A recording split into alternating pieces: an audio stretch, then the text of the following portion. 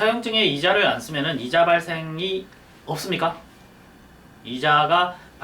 원칙적으로 이자가 발생하지 않습니다. 그런데 돈을 빌려주고 나서 내가 청구를 하게 되면은 법정 이율에 따른 이자가 발생하는데요. 민사거래일 경우에는 연 5%, 상사거래일 경우에는 연 6%입니다. 상인 간에 돈을 주고받는 경우에는, 빌려주고 받는 경우에는 이자율이 연 6%, 일반 민사거래일 경우에는 연 5%의 이자가 붙습니다. 그래서 사람들 사이에 차용증만 있고 이자 약정이 없더라도 내가 갚으라는 청구를 하면은 그 청구한 때로부터 이자가 발생한다, 이렇게 기억하시면 됩니다. 그러면 친구들 사이에 이자 약정을 연 50%로 한다. 내가 1,000만 원 빌려주고 1년 뒤에 1,500만 원을 받기로 한다. 이런 약정이 유효할까요? 우리나라에는 이자 제한법이 있습니다. 이 이자 제한법은 개인 간의 거래에 있어서 이자의 상한선을 연 25%로 규정하고 있어요. 고리 사채업을 방지하기 위한 규정이죠. 옛날이라 해봐야 불과 1, 2년 전인데 1, 2년 전에는 이 이자 제한법 규정이 개인 간의 거래일 때 연 30%였습니다. 연 30%였는데 연 25%로 다시 내려왔죠.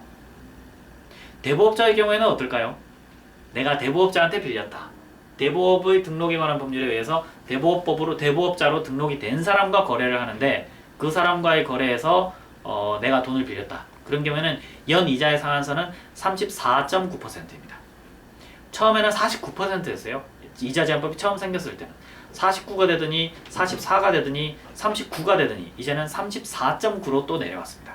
35면 35지 또 왜 34.9로 했는지는 잘 모르겠는데, 아무튼 입법 정책상 34.9%로 했습니다. 34.9% 하니까 1,000만 원 빌려준 다음에 1년 뒤에 1,349만 원을 받잖아요. 그죠? 1,349만 원을 받으니까 많이 받는 것 같죠? 그런데 이 대부업자들이 돈을 빌려주고 나서 회수율이 100%가 되지 않습니다. 여러분도 민사거래에서 돈 떼인 적 많으시잖아요. 어릴 때부터도. 그죠? 돈 떼인 적 많은 것과 마찬가지로 이 대부업자들도 회수율이 100%가 안 됩니다. 그래서 34.9%가 굉장히 많은 돈을 받는 것처럼, 굉장히 많은 돈을 버는 것처럼 생각될 수 있지만은 회수율이 100%가 안 되기 때문에 이 사람들의 수익률이 34.9%가 되는 건 아닙니다. 사실상 손실도 조금씩 있죠. 그래서 입법 정책적으로 물론 정해진 금액이지만 이 금액이 국민 전체적인 관점에서 올바른지는 항상 우리가 또 검토를 해봐야 됩니다. 저는 사실 대부업체와는 거래를 안 해봐가지고 34.9%가 정당한지 어떤지 사실 감은 없습니다. 감은 없는데 좀 높긴 높아 보이지만은 대부업자들 입장에서는 또 떼이는 돈을 생각하면은 수익률은 그다지 높지 않을 거예요. 물론 옛날을 생각하면은 수익률은 많이 떨어졌겠죠. 그죠? 옛날에는 50% 이렇게 받았잖아요. 그리고 IMF 직후에는 이자 제한법이 없었어요.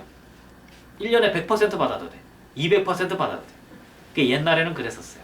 그런데 이자 제한법이 다시 부활했죠. 부활했고 현재는 엄연히 시행되고 있습니다. 나아가서 이 이자 제한법은 그 이자율을 초과해서 이자를 받으면 처벌까지 해요. 친구들 간의 거래에서 내가 1,000만 원 빌려주고 1년 뒤에 1,500을 받았잖아요. 그러면 이자 제한법이 정한 25%를 넘어섰죠. 이자 제한법은 25%까지만 받으라고 했는데 나는 50%를 받아버렸잖아요. 내가 잘못을 했죠. 이런 경우에는 처벌받습니다. 처벌받고 25%를 오버해서 받은 금액은 또 돌려줘야 됩니다. 그렇기 때문에 내가 이자 제한법을 어겼다. 그 어겼다 할지라도 그대로 받으시면 안 돼요. 약정까지는 괜찮아요. 근데 받으시면 처벌받기 때문에 이자 제한법상 이자 제한 이자가 25%라는 걸 기억하시고 그걸 오버해서 받지는 마십시오. 약정하시는 것까지는 괜찮습니다. 근데 받지는 마시고 그 받은 부분이 있다면 돌려주시는 것이 친구 관계를 좀 더 오래 이어가기 위한 좋은 방법이 될 수 있을 것입니다. 아무튼 이자 제한법상의 이자 제한이 일반 민사거래일 경우에는 25%, 대부업자와의 거래에서는 34.9%라는 거, 이 점 기억하시고 그 이유를 오버해서 받으면 부당이득이 된다는 점, 이 점도 기억하시면 되겠습니다.